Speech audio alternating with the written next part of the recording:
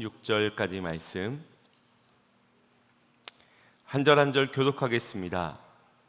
천국은 마치 품꾼을 얻어 포도원에 들어보내려고 이른 아침에 나간 집 주인과 같으니 그가 하루 한 데나리온씩 품꾼들과 약속하여 포도원에 들여보내고 또 제3시에 나가보니 장터에 놀고 서 있는 사람들이 또 있는지라 그들에게 이르되 너희도 포도원에 들어가라. 내가 너희에게 상당하게 주리라 하니 그들이 가고 제6시와 제9시에 또 나가 그와 같이 하고 제11시에도 나가보니 서 있는 사람들이 또 있는지라.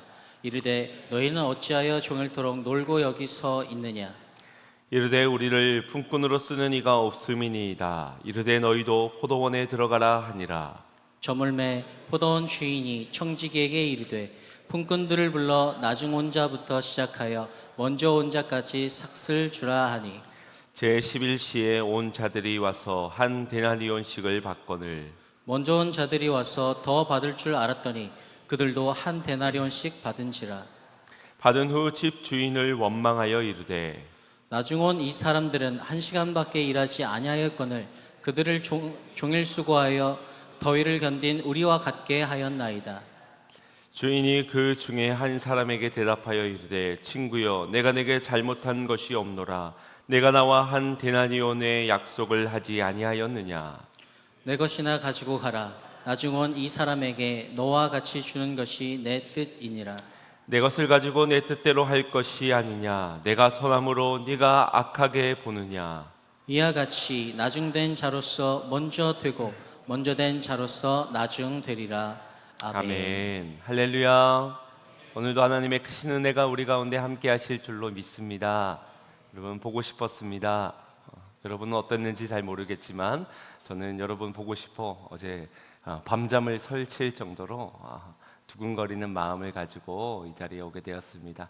아직 안식월 기간 중에 있지만 명절 인사도 드릴 겸 이렇게 오게 되었습니다. 반가우시죠? 네. 저 혼자서 좋게 생각하도록 하겠습니다. 여러분은 천국을 사모하십니까?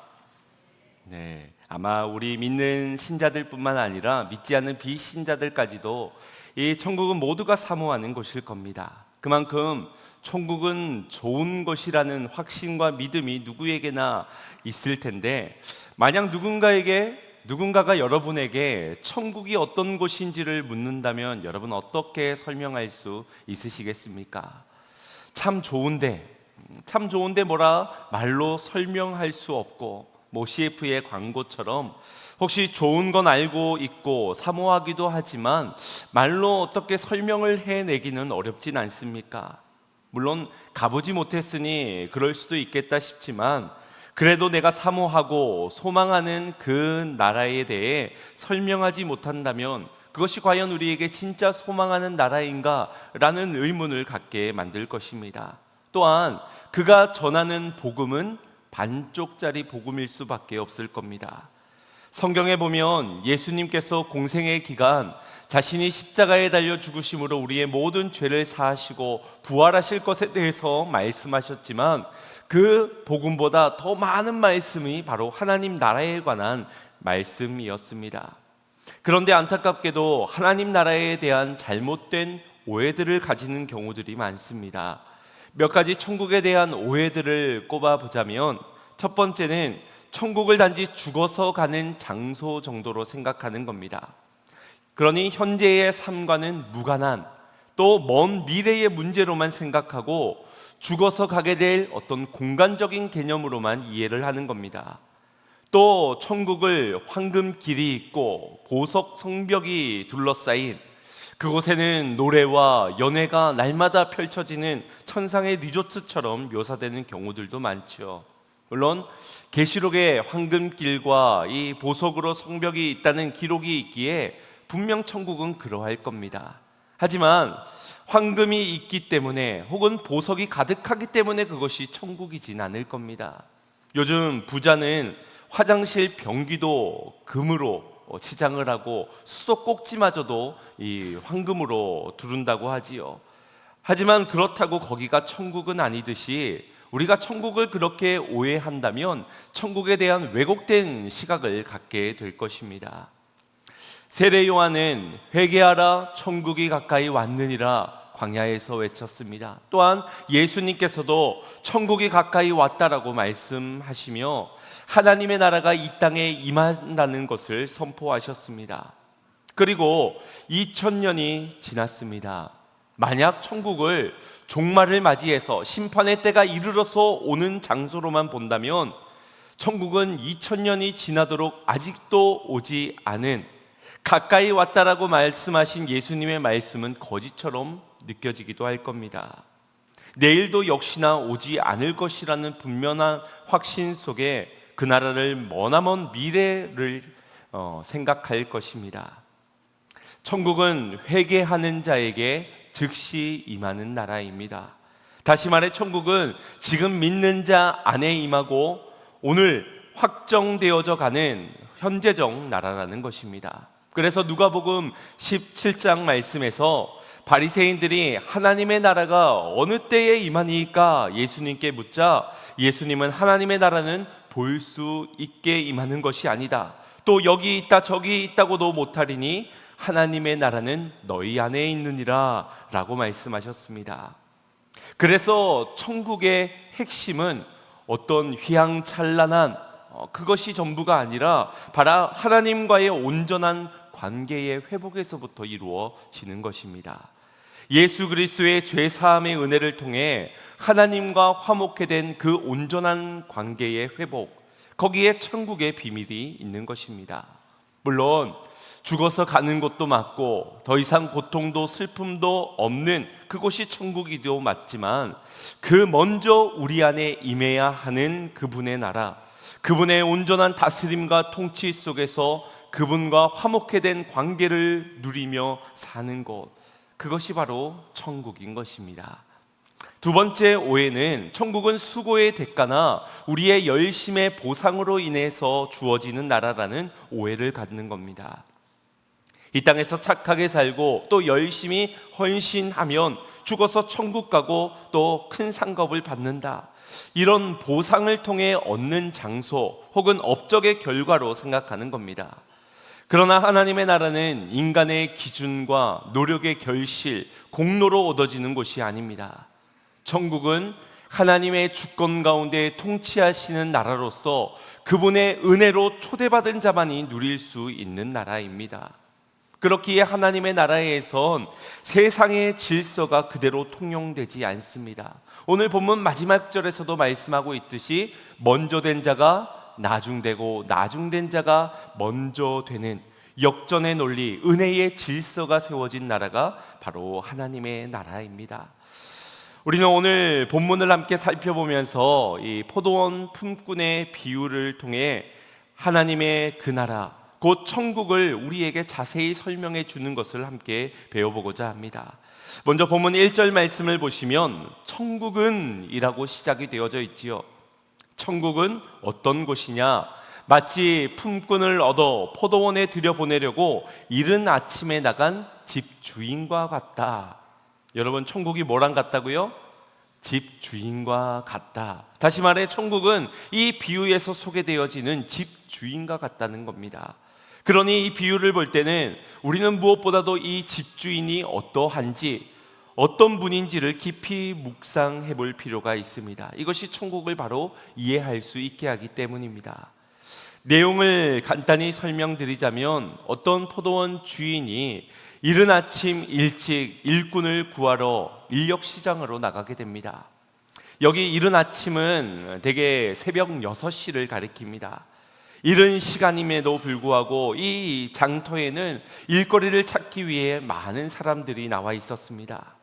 주인은 그 중에 몇 사람을 택하여 자신의 포도원에 일자리를 주면서 하루의 일당으로 한 데나리온을 주겠다 약속을 합니다. 여기 한 데나리온은 한 노동자의 일일 품삯으로 오늘날로 치면 대략 10만 원 정도라고 볼 수 있습니다. 너 우리 포도원에 와서 일하면 내가 10만 원을 주겠다. 노동자들은 흔쾌히 이를 수락하고 일을 시작하게 됩니다. 제3시가 됩니다. 이 유대인의 시간은 그 시간에서 6시간을 더하면 오늘날의 시간과 동일합니다. 그러니 오전 9시가 되었습니다. 어찌된 영문인지 주인은 다시 한 번 더 장터로 나아가 일꾼을 구하였고 그들에게도 일거리를 제공하며 일당으로 상당하게 주기로 약조를 합니다. 한 가지 주목해 볼 대목은 이른 아침 새벽 6시에 동이 트자마자 데려온 품꾼들에게는 한 데나리온을 약속하였지만 이 오전 9시 그리고 이 이후에 데리고 오는 모든 품꾼들에게는 상당하게 주겠다라는 약속을 할 뿐입니다. 여기 상당하게 주겠다라는 말의 헬라어는 디카이오스라는 헬라어입니다. 공의롭게, 의롭게 주겠다는 말입니다. 그러니 이 주인의 성품이나 인격, 그분의 재력, 이 모든 것들을 평가하여 그분을 믿으며 불평하는 사람 하나 없이 감사히 포도원에 들어가 일을 하기 시작합니다. 이제 낮 정오인 12시가 되었습니다. 다시금 주인은 인력 시장으로 향합니다. 낮 12시까지 일자리를 구하지 못한 사람들이 아직도 많습니다. 여러분, 흔한 말로 이 하루 12시가 되도록 아직 일자리를 구하지 못했다면 이 하루는 공친 것이나 다름이 없습니다. 그럼에도 일자리를 구하지 못하면은 먹고 살 것이 없으니 간절한 마음으로 장터에 머물고 있던 사람들에게 주인은 또다시 일자리를 제공합니다. 이제 제9시가 됩니다. 우리 시간으로 오후 3시입니다. 동일하게 장터로 나아가 품꾼을 데려옵니다. 그들이 아무리 많이 일해봤자 겨우 3시간 정도를 일할 수 있음에도 주인은 다시 한번 품꾼들을 포도원 안으로 들여보냅니다. 그리고 가장 이해가 되지 않는 것은 제11시, 그러니 오후 5시가 되어서 다시 한 번 더 주인은 똑같이 품꾼들을 찾아 나섰다라는 것입니다. 주인은 이 오후 5시가 되도록 일거리를 찾지 못한 품꾼들에게 이렇게 묻습니다. 6절 7절 말씀을 보시면 너희는 어찌하여 종일토록 놀고 여기 서 있느냐. 여기 놀고 서 있다라고 해서 그들이 게을렀다, 나태했다, 뭔가 열심히 성실하지 못했다라는 그런 표현처럼 느껴질 수 있지만 그런 상황들은 아닙니다. 그죠? 왜 방황하고 있느냐? 왜 아직 일하지 않고 있느냐? 라고 묻는 물음입니다. 이에 품꾼들은 우리를 쓰는 이가 없습니다. 자신들의 사정을 이야기하며 하소연을 합니다. 여러분, 이러한 상황은 그 시대나 오늘날이나 크게 다르지 않는 듯합니다. 겉으로 보여지는 각자만의 모습들이 있을 것이고 개개인마다의 능력치에 따라 평가가 되어질 겁니다. 때로는 일렬로 순위를 매겨 1등부터 꼴찌까지 줄을 세워놓기도 하지요.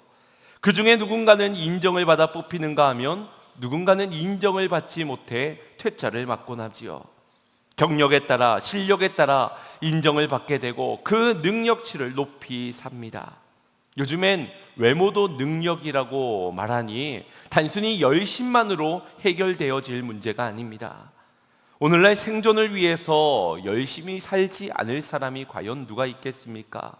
하지만 열심 이외에도 타고난 재능이 있어야 하고 또 인맥도 있어야 하고 운도 따라줘야 한다라고 말하지요.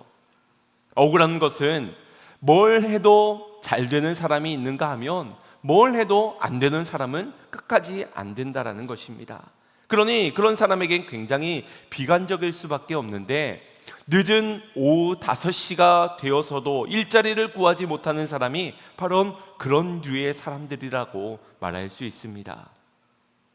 그들에겐 이날 일자리를 구하지 못하는 문제는 그들의 생존과 직결되어진 문제입니다. 그러니 하루가 다 저물어가는 시점에도 아직까지 장터를 어슬렁거리며 돌아다니고 있는 겁니다.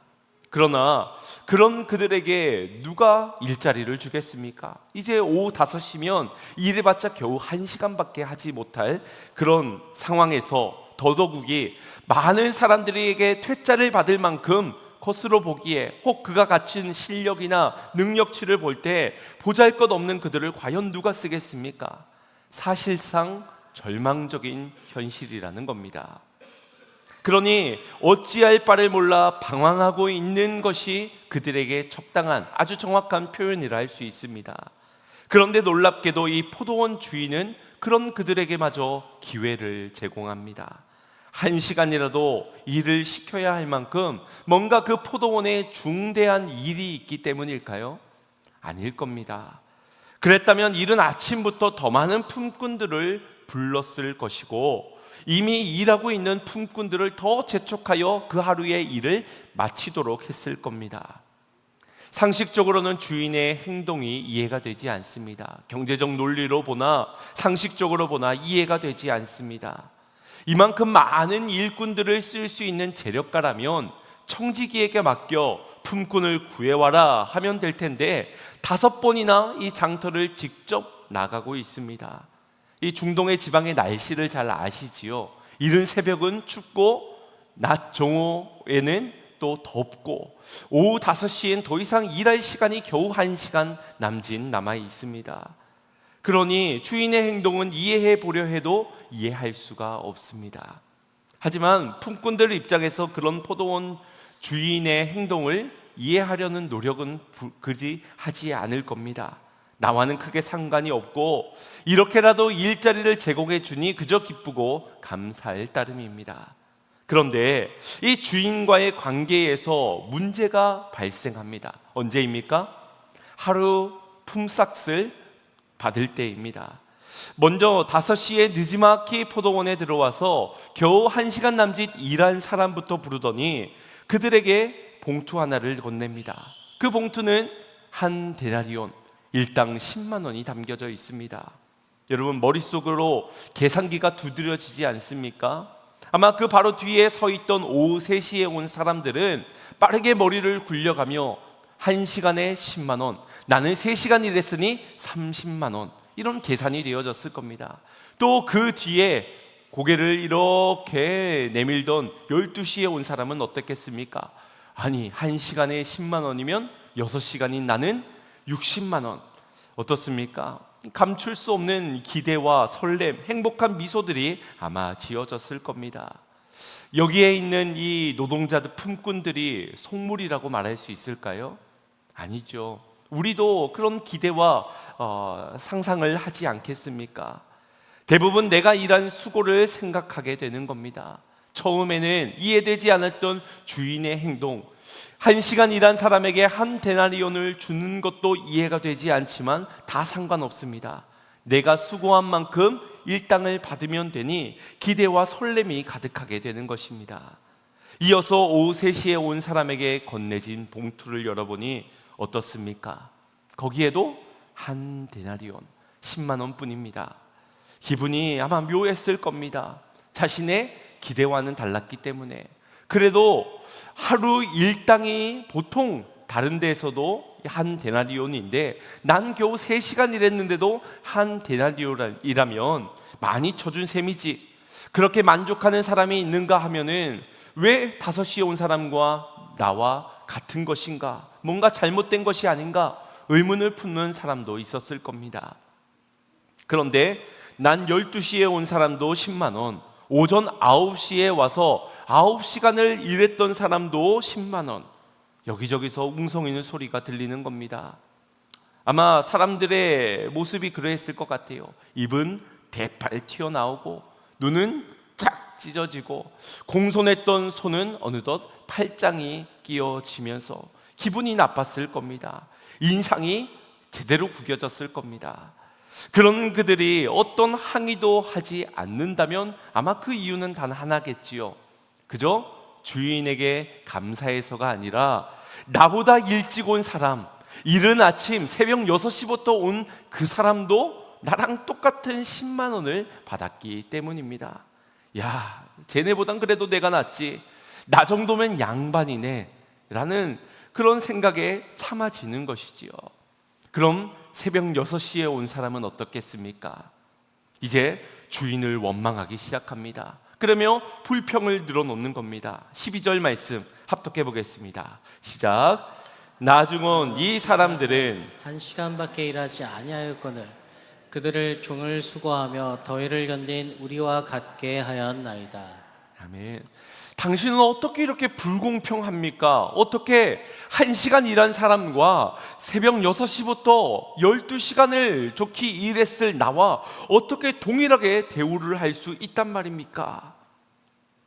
여러분, 지금 여러분은 평온하게 듣고 있지만 여러분 일이라고 한번 생각해 보십시오. 여러분 가족 일이라고 생각해 보십시오. 가만히 있을 일입니까?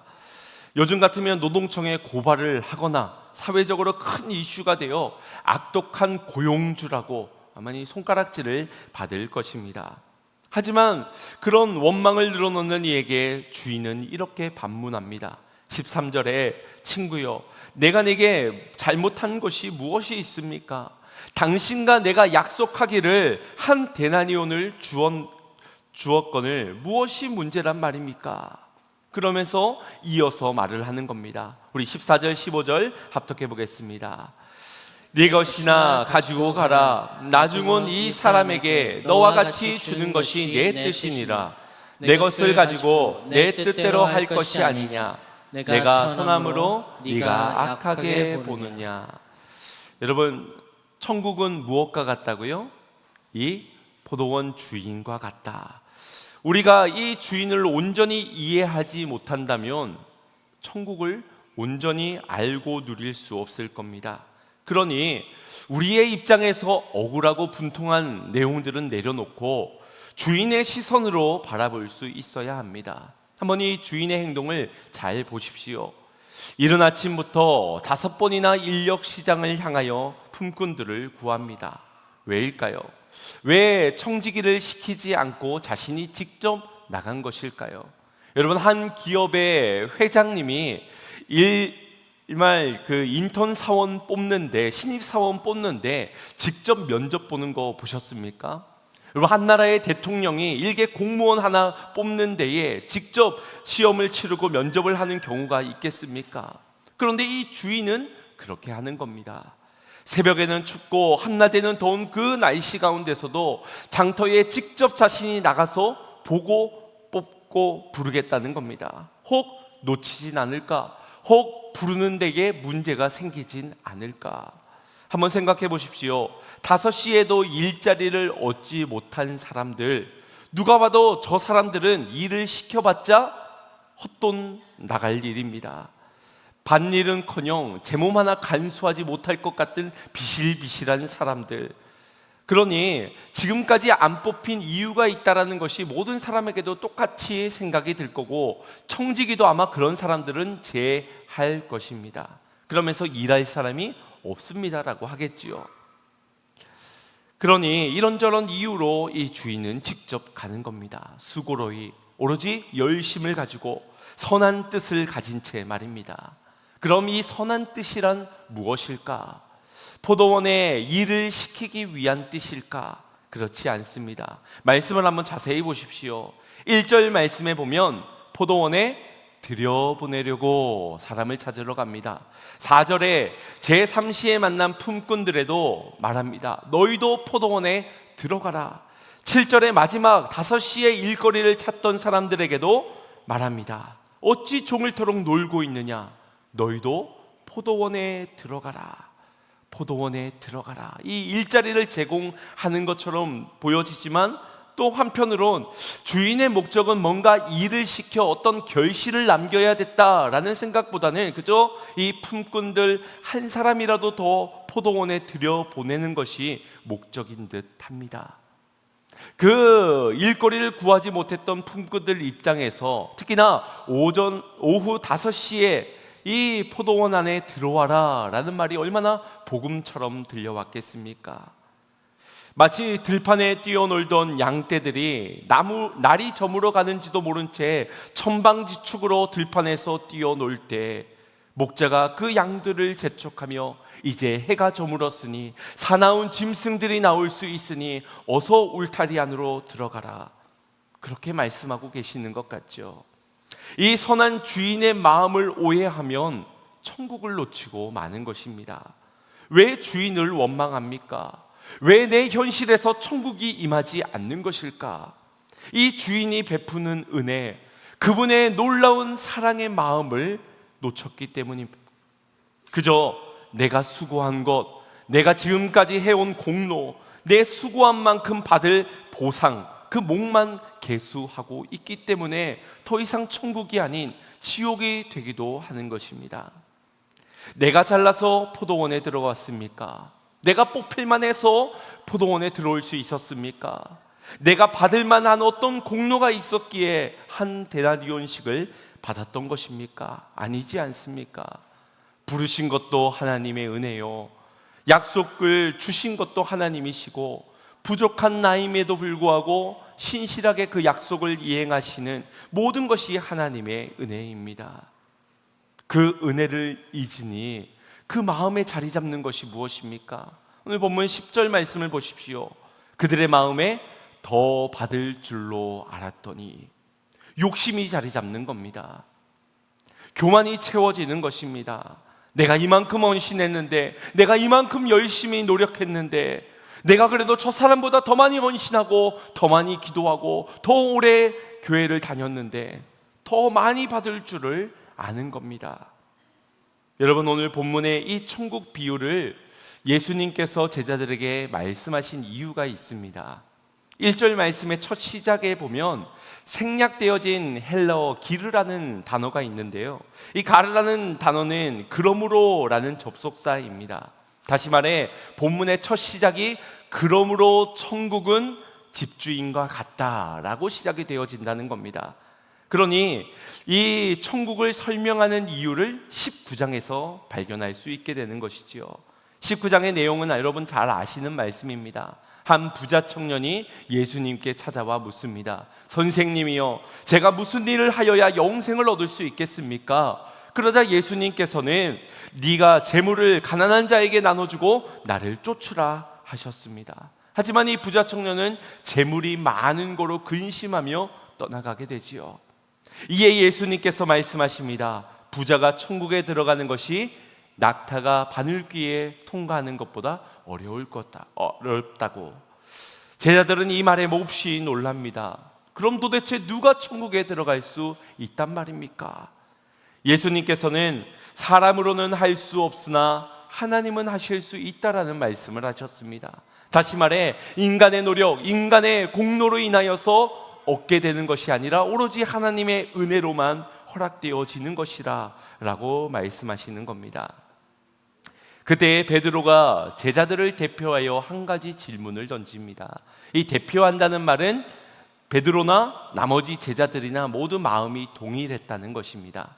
이 마태복음 19장 27절 말씀을 보면 베드로가 이렇게 말합니다. 보소서, 우리가 모든 것을 버리고 주님을 따랐사오니 그런즉 우리가 무엇을 얻으리이까?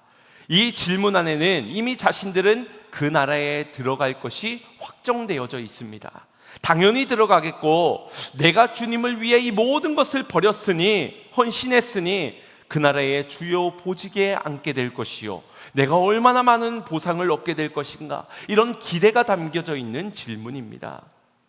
그들은 예수님이 가시는 십자가의 길, 영광의 길을 오해하였습니다. 예수님께서 연약한 자신들을 부르실 때에 그 은혜와 감격은 잊은 채 내가 이만큼 헌신했는데, 이만큼 노력했는데 이제 받을 보상에 더 큰 관심이 있는 것입니다. 그러니 그들이 가고자 하는 천국, 그들이 누리고자 하는, 임하고자 하는 하나님의 나라는 어떤 나라일까요? 그렇기에 오해하고 있는 그들에게 예수님은 은혜로만 허락되어지는 나라이다, 하나님이 통치하시며 하나님의 선하신 뜻이 이루어지는 나라, 그 나라가 천국이라는 것을 말씀해 주고 있는 것입니다. 안타까운 것이 오늘날 천국을 사모하는 우리들에게도 이와 같은 모습, 이와 같은 태도가 있다라는 것입니다.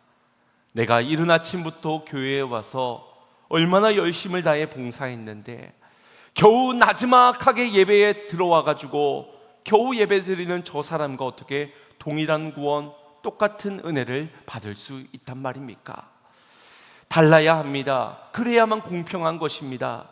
어쩌면 이것이 우리들 안에 있는 생각일 겁니다. 다시 12절 말씀을 한번 보십시오.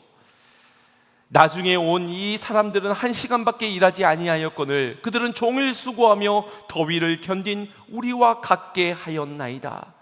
여러분, 이 말을 하고 있는 억울함에 가득 차여 있는 사람들 곁에 과연 누가 있었을까요?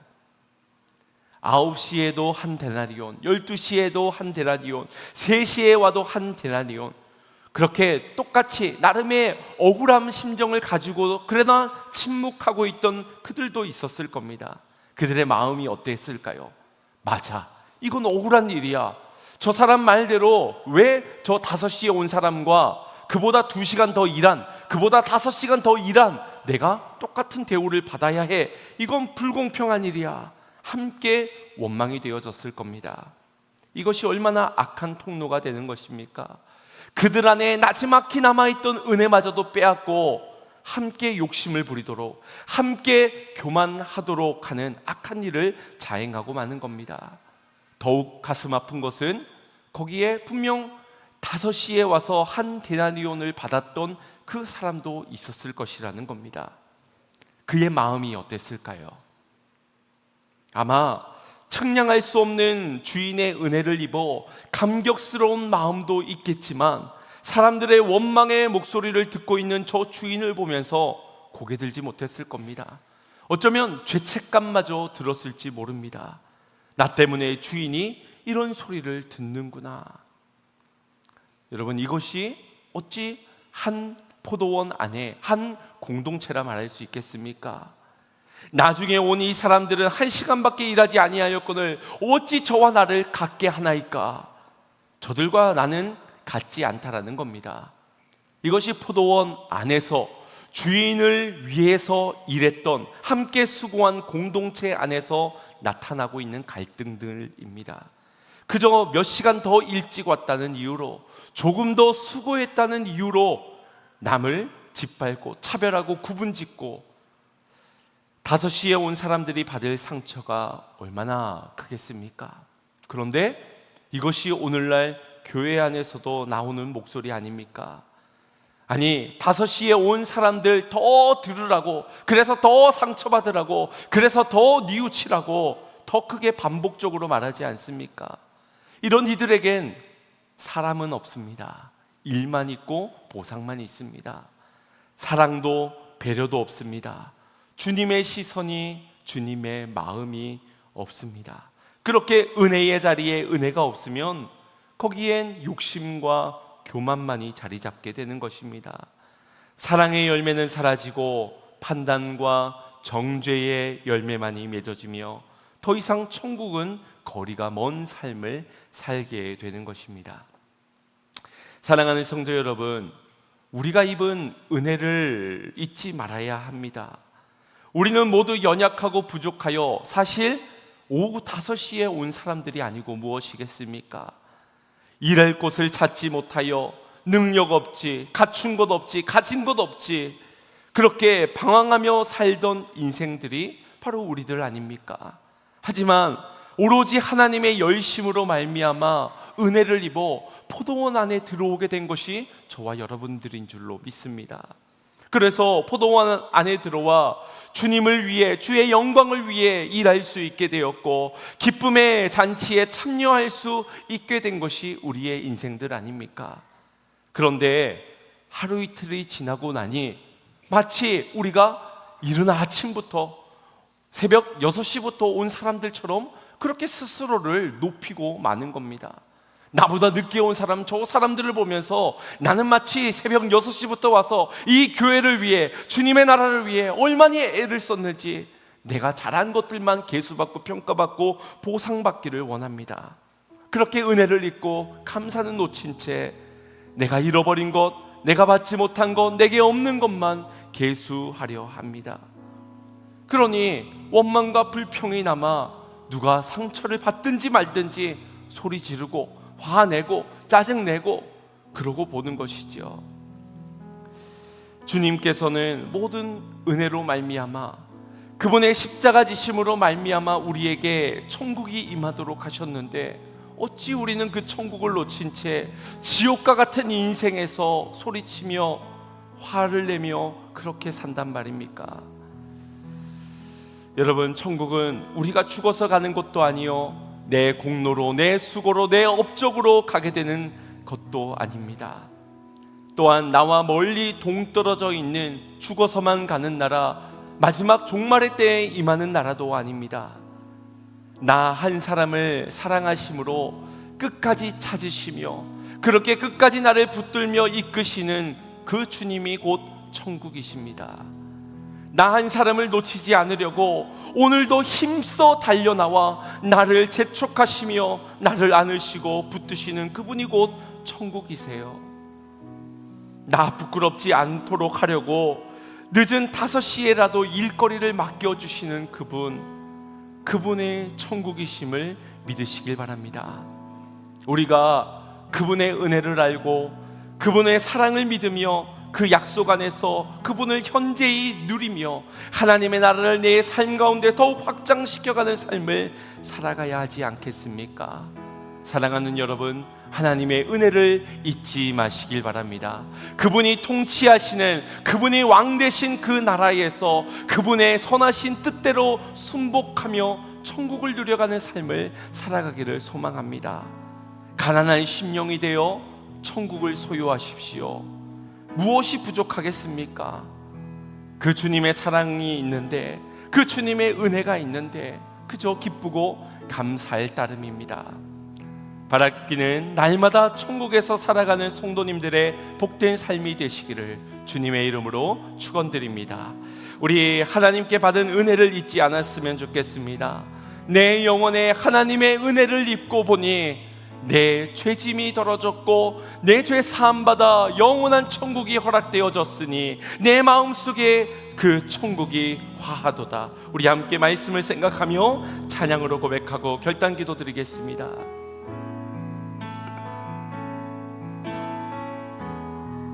내 영혼에 하나님의 한량없는 은총이 임하였습니다. 내 영혼이 은총이 중한 죄지 벗고 보니 슬픔 많은 이 세상도 천국으로. 우리 다시 한번 더 고백합시다. 내 영혼이 은총 입어 중한 죄짐 벗고 보니 슬픔 많은 이 세상도 천국으로 할렐루야, 할렐루야 찬양하세. 내 모든 죄 사함받고 주 예수와 동행하니 그 어디나 하늘나라 주의 얼굴 뵙기 전에 멀리 뵈던 하늘나라 내 맘속에 이루어지니 날로 가깝도다. 할렐루야, 할렐루야 찬양하세. 내 모든 죄 사함받고 주 예수와 동행하니 그 어디나